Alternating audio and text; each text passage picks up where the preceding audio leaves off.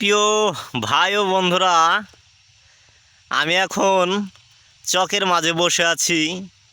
আমার ডাইনে বাঁয়ে সামনে পিছনে শুধু হলুদ রঙের ফুলের মিষ্টি ঘ্রাণ আমার নাকে ভেসে আসছে।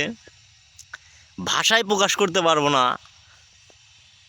কতটা সুন্দর আমাদের এই গ্রামের প্রকৃতি। কিছুক্ষণ পর সন্ধ্যা হবে, সূর্যাস্তর সময় হয়ে গেছে। তো এই সময়টা আমি একা একা বিশেষ করে চকের ভিতরে সময় কাটাতে পছন্দ করি। এই যে সরিষা ফুলগুলো দেখতে পাচ্ছেন, আর কয়েকদিনের মধ্যেই রাজবাড়ী জেলা থেকে এবং অন্যান্য জেলা থেকে আমাদের এই মানিকগঞ্জ জেলায় এই সরিষার মধু সংগ্রহ করার জন্য মৌমাছি নিয়ে তারা চলে আসবে, মোয়ালরা।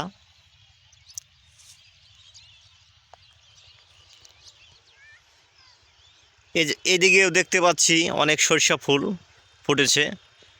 তো আমাদের এই মানিকগঞ্জ জেলায় এই ঘিওর থানায় ব্যাপক পরিমাণে সরিষার আবাদ করা হয়।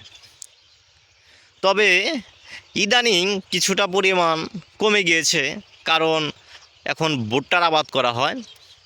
আমরা যখন ছোট ছিলাম তখন দেখেছি আমাদের এখানে দুইটা ফসল হয়, একটা হলো এই সরিষার আবাদ, এবং সরিষার পরেই আমরা এখানে ইরি ধান বপন করতাম। এরপরে আর কোনো শস্য করা যায় না, বপন করা যায় না, কারণ অনেক সময় দেখা যায় এই বন্যার পানি আসে, কিংবা না হলে এই বৃষ্টির পানি বেঁধে জলাবদ্ধতা তৈরি হয়।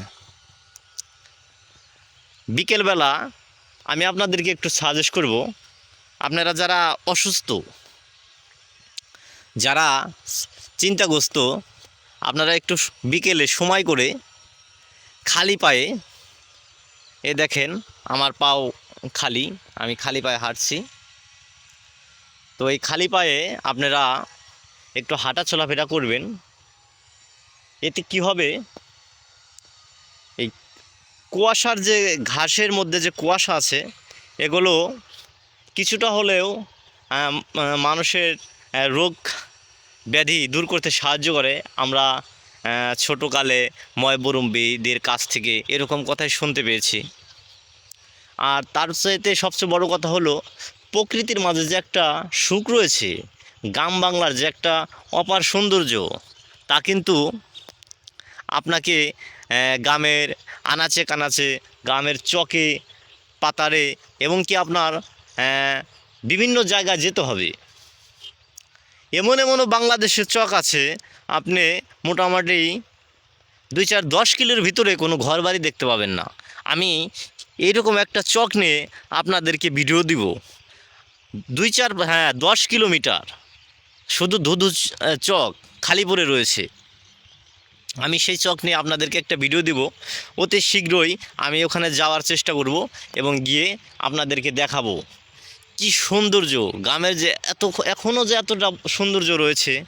আপনারা একটু চকে আসবেন, একটু নিরিবিলি বসবেন, মহান আল্লাহ পাকের সৃষ্টি সম্পর্কে একটু জানার চেষ্টা করবেন, এবং দেখবেন যে আপনার মন অনেকটা হলেও শান্তি পাবে।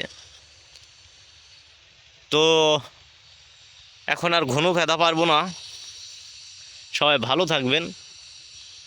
সকলকে ধন্যবাদ জানাই। আল্লাহ পাক আপনাদের সকলকে সুস্বাস্থ্য রাখুক, ভালো রাখুক। সবাই ভালো থাকুন। ধন্যবাদ সবাইকে।